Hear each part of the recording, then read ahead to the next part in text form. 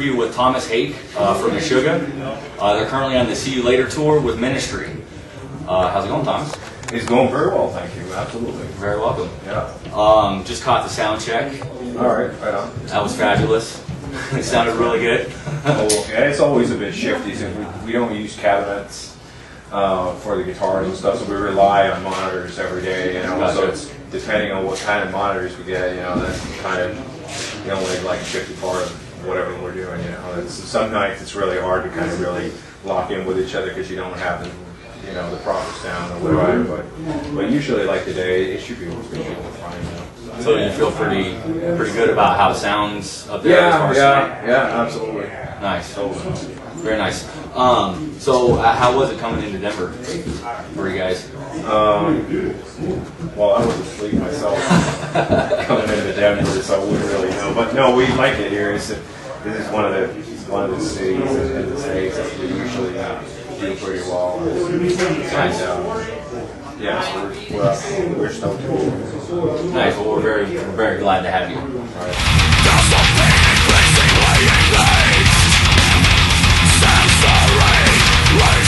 You like to focus on something when you're out there playing to count, I guess, from what I hear.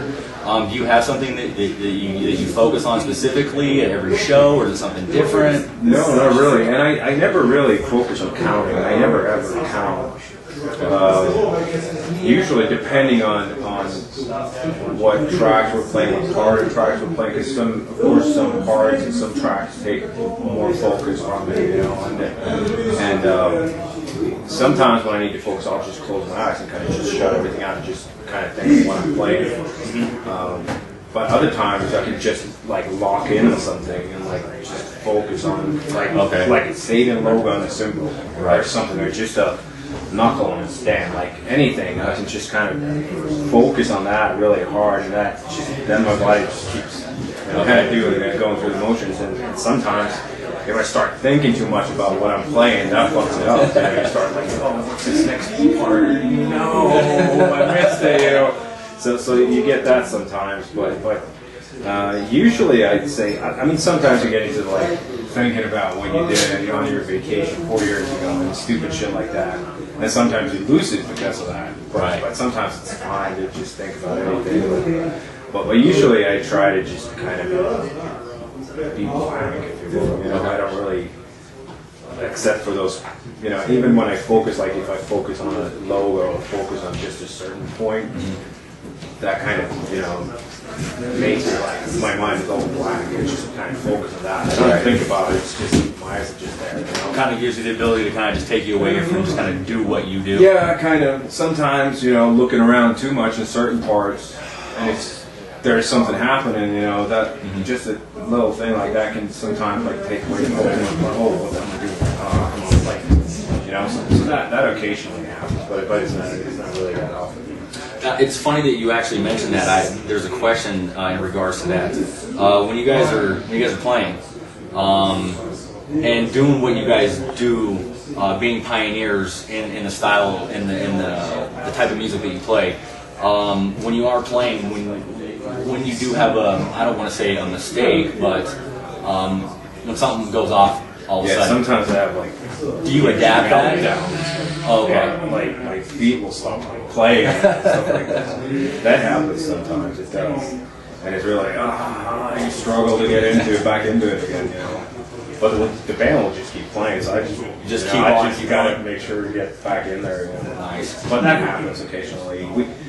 I think there's like a mistake that many people make, that just because we play this music, we're such perfectionists that we just nail everything all the time. And that's so far from the truth. So like every show, there's a bunch of mistakes. The guitar player, bass player, me, vocalist. You know, there's all sorts of mistakes all throughout pretty much every show. But most of the mistakes are so tiny, no one really notices them. You know? Like as far as the crowd goes. So do you ever, when you guys catch it, do you ever just not notice it, but just kind of go with it and just kind of you try. Yeah, you try. You know, just to you know, make it sound like you actually meant for that to happen, but you know, sometimes that doesn't quite work. You know, you just do what you got to do. Keep going. This is my fill of the day. It's silence for 2 seconds. That's a fill of the day. You know? That doesn't really cut across the wall. You know? Nice, very nice.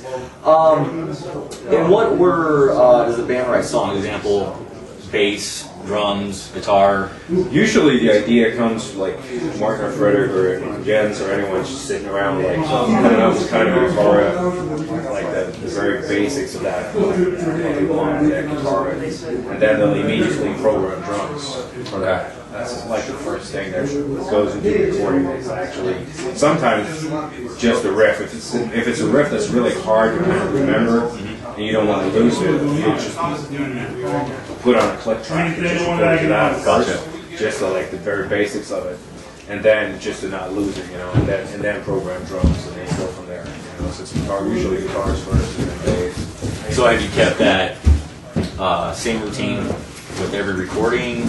Yeah, pretty much. I'd say, yeah. That's usually how things are done. I mean, as far as songs that I'm contributing to, walking to the bathroom. As far as the tracks that I'm involved in are usually written from the other way, like written from the drummer. And do the songs on this album, like Red and This Spiteful Snake, both of those are like written from drums and then guitars are written from other parts. I do record some stuff, but usually I'm not really, I can't really play, so what I do is sometimes I'll record the rhythmic aspect of riffs, but just on a bass, like how long the notes are, where the accents are, like what to emphasize and what not, and so on.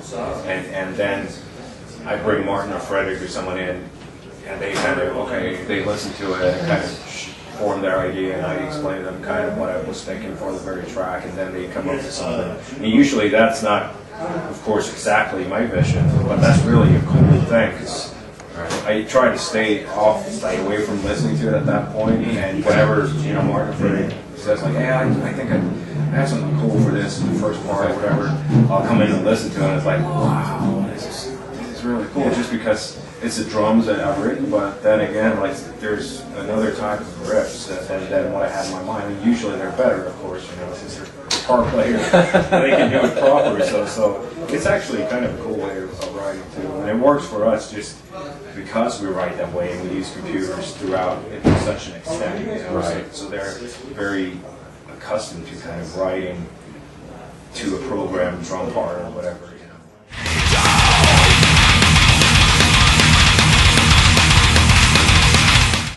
Have you guys tried anything other way? Yeah, well, for Catch 33, we didn't even have live drums, so, and that was weird because we were like all of us around one computer, and we kind of co-wrote the whole album. We were all like at that computer throughout pretty much the whole process, which was challenging, but very. It gave us a lot too, because we never really, you have to really open up, even though we've been together for like 20 years, you never sit like this and try to write riffs, you know, next to each other, you know. Right. So doing that, like people started opening up more and started like playing around with riffs and stuff, regardless of how many people was in, you know, like really close by. And that was, I think we all kind of learned something from that too, and that was a cool experience.